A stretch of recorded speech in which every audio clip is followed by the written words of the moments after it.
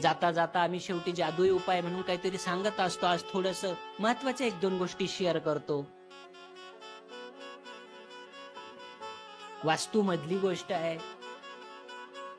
तुळशीचं वृंदावन किती उंच असावं असं अनेक जण विचारत असतात.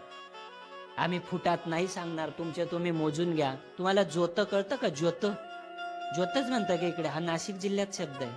हा, ज्योतच ना, ते बैलाला असं तेच ना. मग त्याची उंची जेवढी आहे तेवढं तुळशी वृंदावन उंच असावं असं शास्त्रात लिहिलंय. ज्योत जेवढं उंच असतं ते पायापासून धरायचं आणि तेवढी तुळशी वृंदावन आपलं उंच असलं पाहिजे. अजून महत्वाची लाख मोलाची गोष्ट सांगतो, जी आजपर्यंत तुम्ही आमचे सत्संगींनी ऐकलेलंच आहे. नवीन जे असतील त्यांच्यासाठी, कधी दान द्यायचं असेल, दान कबूल केलं किंवा कबूल करायचं असेल, द्यायचं असेल, वस्तू रूपात असेल, जमीन रूपात असेल, पैशा रूपात असेल, अन्नदान असेल, अन्नदानाचं ठीक आहे, थोडा वेगळा भाग आहे, पण बाकीचे वस्तू रूपातले, पैशा रूपातले दान कबूल जर केले तर 24 मिनिटाच्या आत देऊनच टाकलं पाहिजे. 24 मिनिटांवरती एक पल सेकंद जरी झाला, कोटी रुपये दान दिले तरी पुण्य मिळत नाही. लक्षात ठेवा, का त्याला वरदान आहे. अर्ध्या मुहूर्ताच्या आत म्हणजे एक घडी याचं वर्णन त्या दिवशी तिथं केलं आम्ही राजुरा वैजापूर प्रवचनामध्ये. एक घडी म्हणजे 24 मिनिटं, पण घडीभर म्हणजे 24 मिनिटं, म्हणजेच अर्धा मुहूर्त. एक मुहूर्त म्हणजे 48 मिनिटं. 24 मिनिटाच्या आत दान कबूल केलं तर दिलंच पाहिजे. 25 मिनिट लागला तर डबल द्यावा लागतं, तरच पुण्य मिळतं. ते पुण्य डबलचं नाही मिळत, पुण्य सिंगलचं मिळतं. जसं 27 नक्षत्र असतात आणि 27 नक्षत्रावर कुठल्या तरी नक्षत्रावर माणसाचा जन्म होतो आणि खुशाल शांत्या. मग आता सांडाचं लग्न होत नाही म्हणून 30व्या वर्षी शांत्या चालू आहे. आम्ही तर शांत्याच करू देत नाही, पण शांती कधी करावी लागते? 27व्या दिवशी. समजा आज चित्रा नक्षत्रावरनं चैत्र महिना निघाला, आजची सुरुवात. विशाखा नक्षत्रावरनं वैशाख महिना निघाला. असं चैत्र नक्षत्रावर जर तुमचा जन्म आहे तर चैत्र नक्षत्र फिरून 27 दिवसांनी पुन्हा येतं 28व्या दिवशी. तर त्याच 28व्या दिवशी मांडीवर बालक घेऊन ती शांती करावी लागते. आणि तशी नाही केली, जेवढं मोठं होत जाईल तितक्या जास्त पटीनं मोठी व्यापक शांती करावी. असाच दानाचा महिमा. 24 मिनिटाच्या आत देता आलं तर द्या, नाहीतर उपयोग नसतो. माहिती म्हणून सांगितलं. प्रेमाने म्हणा श्रीराम. जरुरीच आहे का भविष्य ऐकणं? हा, बेकार लोक आहे तुम्ही. असं निघून गेलो तर तिकडून पुढून आडवं व्हायला बसले. एवढ्या वेळ लावून धरलं, नेमकं कामाच सांगितलं नाही.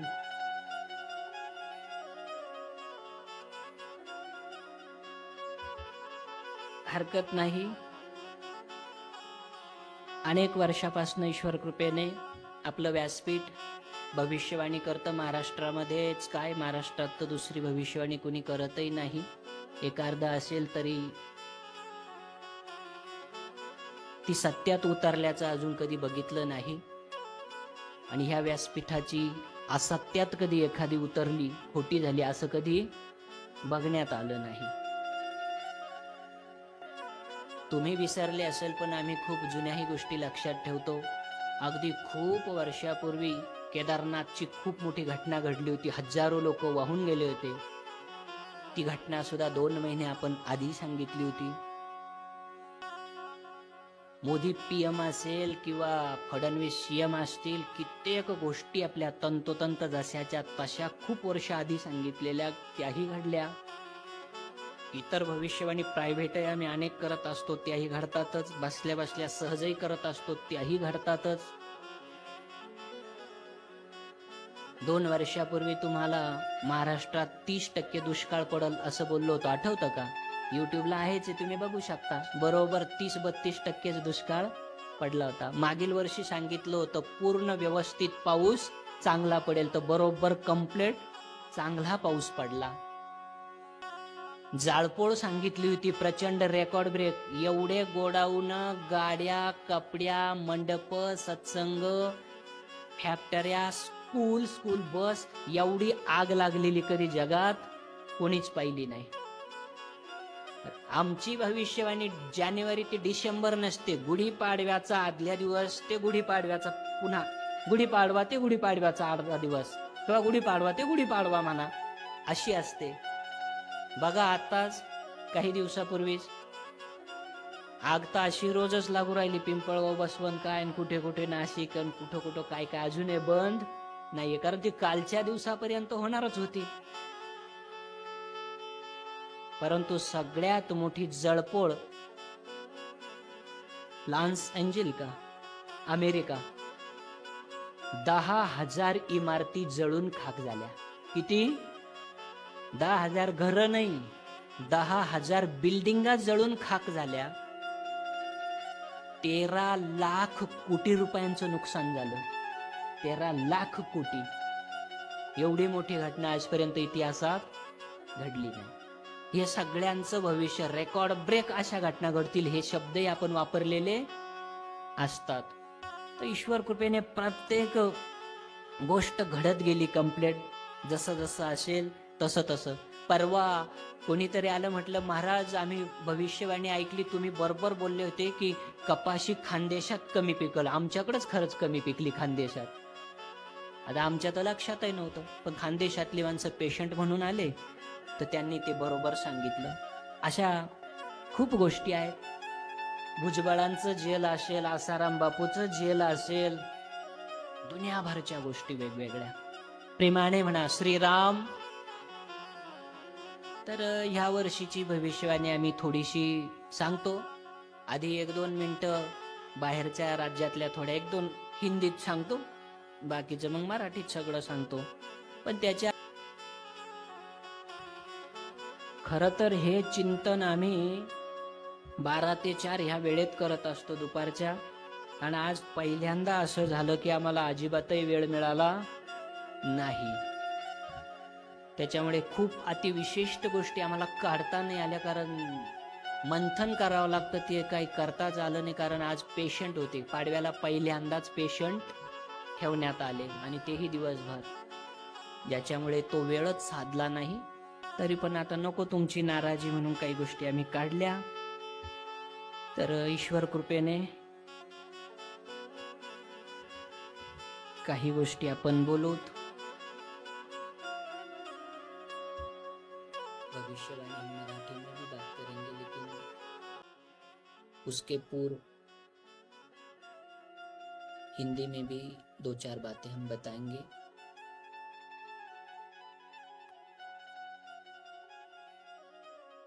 भारत के बाहर की बात हो जाए तो ग्लोबल वार्मिंग इतनी बढ़ेगी कि आज तक 2025 ये आज तक के पूरे रिकॉर्ड ब्रेक करेगा. इतनी हीट बढ़ेगी, इतनी ग्लोबल वार्मिंग, और उससे डेथ भी बढ़ेंगे. लगता है 3 देशों में कुछ हद तक युद्ध होगा. भारत से सटे कुछ देश जैसे कि पाकिस्तान आदि, उनमें भी विवाद की स्थिति पैदा होगी. कांग्रेस के समय में जैसे आतंकवादी आतंक मचाते थे, वैसे ही कुछ स्थिति, बम विस्फोट आदि कुछ घटनाएं होंगी. अपघात बहुत हद तक बढ़ेंगे, जिससे डेथ बढ़ेंगे, मृत्यु बढ़ेंगे. 2 या 3 भूकंप की संभावना है भारत में. भारत के बाहर तो ज्यादा होंगे. चाइना ने अभी जो सूरज बनाया है आर्टिफिशियल, उन्हें लगता होगा कि बहुत अच्छा, बहुत बड़ा काम कर दिया हमने कि हमने अपना खुद का सूरज बनाया. लेकिन उसी शोध के कारण, उसके एक्टिविटी के कारण बहुत सारी हानि, कुछ विनाश चीन में होंगे। सर्वाधिक बीमारी वो भी चीन में ही आएगी। शेयर मार्केट की बात हो तो बिल्कुल स्थिर नहीं होगा, अप डाउन उसमें हमेशा होता ही रहेगा। उत्तर भारत में हमें लगता है कि कुछ जिलों में, कुछ राज्यों में, यानी उत्तर भारत में एवरेजली अकाल पड़ेगा, वर्षा वहां बहुत कम होगी।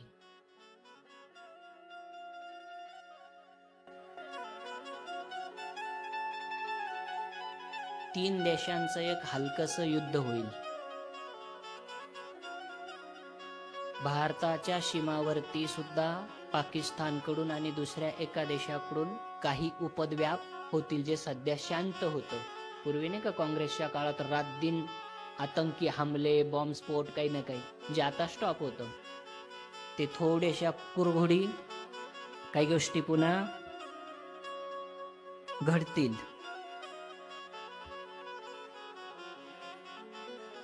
उत्तर भारतामध्ये थोडासा दुष्काळ पडेल, खूप नाही पण थोडासा पडेल, म्हणजे तो जाणवेल। प्रेमाने म्हणा श्रीराम। ज्याला आपण ग्लोबल वॉर्मिंग म्हणतो, अत्यंतिक उष्णता, एवढी भयंकर उष्णता पेटेल की 2025 म्हणजे हे सगळ्या इथून मागचं रेकॉर्ड ब्रेक करेल। एवढी भयंकर उष्णता, गरमी, उष्माघातानं पुन्हा मारणाऱ्यांची संख्या कोणत्या देशात हे जगभर पाहायला मिळेल। काही विशिष्ट थंड प्रदेश सोडून जेवढे उष्ण आहे सगळ्यांचे रेकॉर्ड ब्रेक होतील।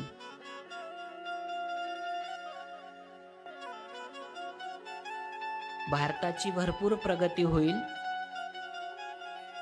कारण भारताचा मोरक्या चांगला आहे, हुशार आहेत, होतकरू आहेत, पुरुषार्थी आहेत, पण जळणाऱ्यांची संख्या खूप विचित्र असल्यामुळे खूप मोर्चे, आंदोलन विनाकारण होऊन खूप बदनाम्या सुरू होतील। ते सांगण्यामागं कारण हे की तो मोठाच उपद्व्याप असेल, तो मोर्चा आंदोलन साधारण काही राहणार नाही। एक डोकुठड असेल, डोक्याला त्रास असेल चांगल्या कामांमध्ये आलेलं।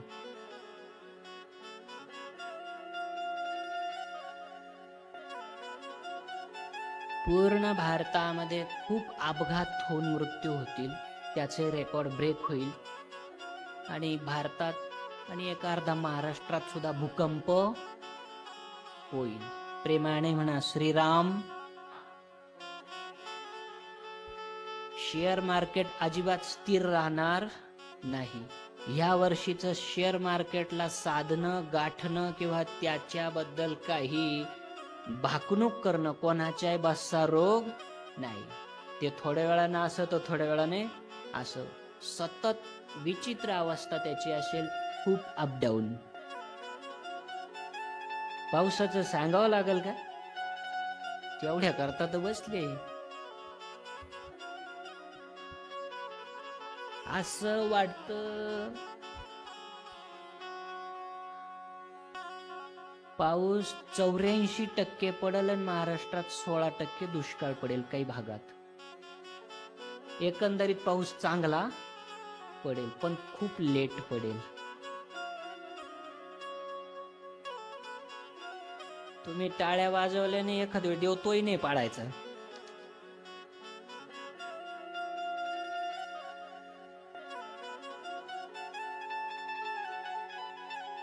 3-4 खूप मोठे वादळ येतील, परेशान करणारे, दुःख देणारे। आणि असे मधून मधून वादळ सतत त्रासदायक चालूच राहतील। 2 वेळा गारा पडतील, हिवाळ्यात उन्हाळ्यात। मस्त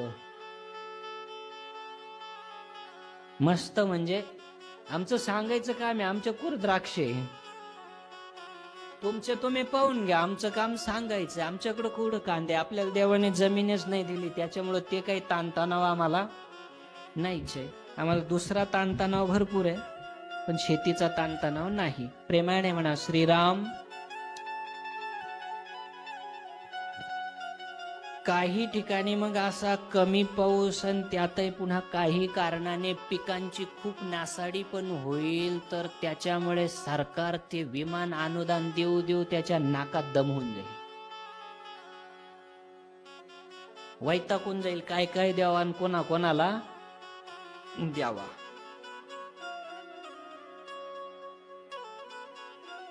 2025 म्हणजे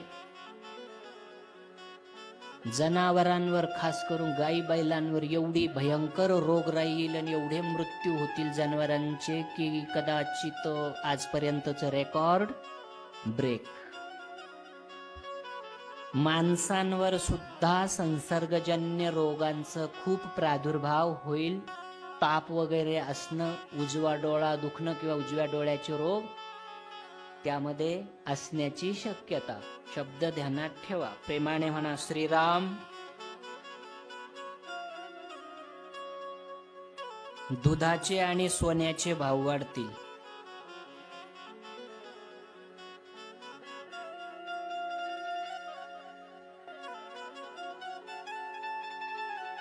पेरण्या कदाचित जूनच्या अखेर होतील, म्हणजेच पाऊस लेट होईल. थोडाफार पडू शकतो, एखाद्याला पडला तर त्या खंड्यानं जुबुमलो नाही की बाबा फेल गेला, बाबा फेल जात नाही. एखाद्याला खांड्या पांड्याला पडू शकतो, मग त्यानं घेतलं पेरून तर मग त्यानं हे नाही सांगू का माझं तर झालं पेरणं. सरासरी बघावी लागते. सगळ्यांना जास्तीत जास्त काय अनुमान, प्रमाण, रेशो कसा आहे, काही गोष्टी ते बघावं लागतं. कारण काही भविष्य प्रॉपर असतात वैयक्तिक, काही भविष्य हे जनरल असतात, सामुदायिक असतात. त्याचा विचार केला पाहिजे.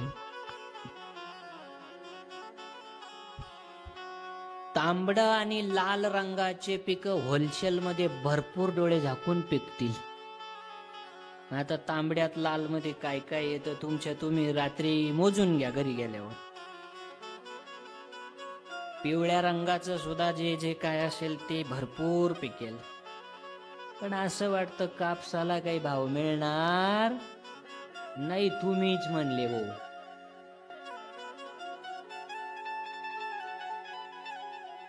प्रेमाने म्हणा श्रीराम. ऊसाच्या अभावाने काही कारखाने बंद पडतील मध्येच, तर काहींना खूप उपद्व्याप होईल, तर काहींना खूप कसरत करावं लागेल आणि इकडून तिकडून ऊस मागून साखरेचा पुरवठा करावा लागेल. म्हणजेच काय कळलं ना, मधवर एवढं कळत तर मग आम्हाला कशाला बसवलं इथं. जातीपातीचे, आरक्षणाचे रिकामटे भांडणं एवढे जोर पकडतील की त्यातनं काही हिंसा, वाद विवाद, पोलीस केस, हाणा मार्या, शिव्या, खूप विध्वंस वाढेल. म्हणून तर आम्ही पाठीमागे एक व्हिडिओ बनवला होता, पण जरांगे समर्थकांनी त्याच्यावर आक्षेप घेऊन त्रास देण्याचा प्रयत्न केला. मात्र तो ह्याचसाठी होता की थोड्या जातीपाती बाजूला ठेवा आणि हिंदुत्व बघा, धर्म सांभाळा, अन्यथा काहीही टिकणार नाही. कोणी उरणारच नाही, तर मग आरक्षणही द्यायचं कोणाला आणि भोगायचं कोणी कोणाला, हा प्रश्न आहे. प्रेमाने म्हणा श्रीराम. सरकारमध्ये जे 2-3 जण आहे आपले, त्यांच्यामध्ये सुद्धा खूप वाद वाढेल, खूप शिगेला जाईल, खूप त्यांनाही एकत्र टिकणं अवघड होईल. पण गुदमरून कसा तरी गाडा चालवत राहतील. धान्याचे वगैरे भाव भरपूर वाढतील. आता सरकारने पुन्हा एकदा बिनकामाची उपद्व्यापी लस काढली, माहिती आहे ना, कॅन्सर होऊ नये म्हणून त्याच्या आधी देण्यासाठी. आम्ही तर पेपरला वाचलं, चांदवडला नेमिनात की दुसरं कुठलं तरी कॉलेजला 140 मुलींना ती लस देण्यात सुद्धा आली. पण दुर्दैवाने आम्हाला सांगावं लागतं की अशा लशींची आवश्यकता नाही. कोरोनाच्या लशीसारखी, जशी कोरोना येईल हे आधी सांगितलं, कोरोनात हजारो लोक आम्ही नीट पण करून दाखवले, एकाचाही मृत्यू नाही. कोरोनाची लस निघण्याच्या आधीच आम्ही गुजरातमध्ये असतानाच सांगितलं होतं की ती निघणारी लस आयुष्य संपून टाकणारी राहील, जिच्यामुळे हार्ट अटॅक येईल, पाईल्स मूळव्याध होईल, खूप उष्णता वाढेल, बॉल हाडं वगैरे जातील आणि सगळे आजार एकदम होलसेलमध्ये आता चालू झालेले. असंच मूर्ख डॉक्टरांनी आता एक संशोधन केलं की कॅन्सर होऊ नये म्हणून आधीच स्त्रियांना मुलींना लस देत आहे.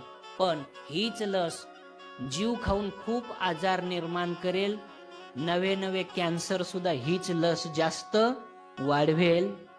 म्हणून न घेतलेली कधीही चांगली. सरकारच्या विरोधात जरी आमचा हा उपदेश असेल, पण सरकार महत्वाचं नाही, जनहित, लोकसेवा, परोपकार आणि सत्य जास्त महत्वाचं आहे. कारण आम्ही सुद्धा एक सायंटिस्ट आहोत, एक डॉक्टर आहोत. जिथं सगळं सायन्स आणि सगळे डॉक्टर बंद पडतात, काढून देतात आणि झोळीतले मग कोटी कोटी रुपये खर्चून अँब्युलन्स मध्ये आपल्याकडे आणतात. अशा लोकांना, कॅन्सरवाल्यांना आम्ही निगेटिव्ह करून देणारा डॉक्टर आहे. त्यामुळे या गोष्टींपासून दूर राहिलेलं बरं. आता जेवढं डोक्यात आलं तेवढं आम्ही सांगितलं. याविषयी तुमचा कोणाचा एखादा प्रश्न असेल तर तो तुम्ही देऊ शकता.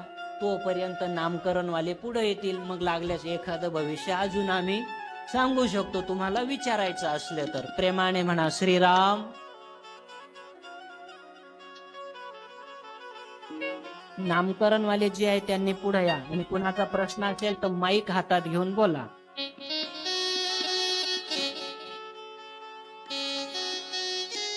माहिती म्हणून अनेकांना माहितीचे, पण पेशंटचा थोडा 1-2 नियम सांगतो ज्याच्यामुळे आम्हा लोकांना, आश्रमवासियांना खूप त्रास होतो.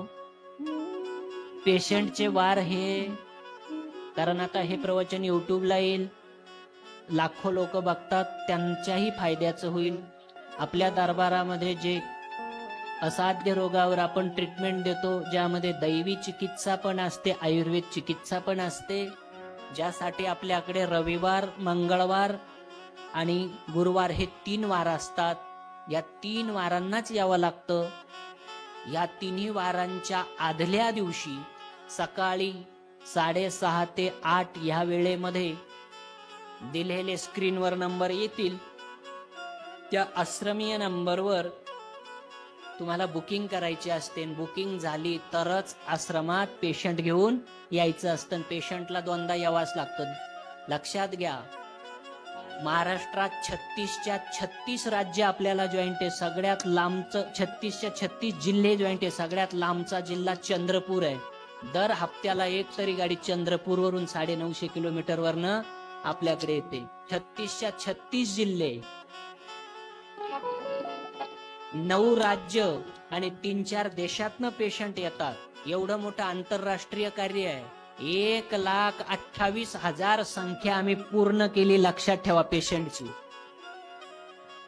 म्हणून मेडिकल सायन्सच्या जास्त आहारी जाण्यापेक्षा जिथेही कुठेही नैसर्गिक उपचार भेटतील त्याच्या अधीन जात. कारण ते ईश्वराने बनवलेले, ईश्वराच्या नादी लागल्यानेच ईश्वर कृपा करेल. माणूस आणि डॉक्टरचं लॉजिक कृपा करत नाही. मोठमोठे MD, MS, MBBS 4-4, 5-5 डॉक्टर रोज आपल्याकडेच लाईन मध्ये बसलेले असतात स्वतः ट्रीटमेंट घेण्यासाठी. म्हणून या प्रोसेस सगळ्या फॉलो करा. 2 वेळा पेशंट हे आणावंच लागतं समोर. वेळ होता म्हणून कामात काम ही माहिती तुम्हाला आम्ही सांगितली.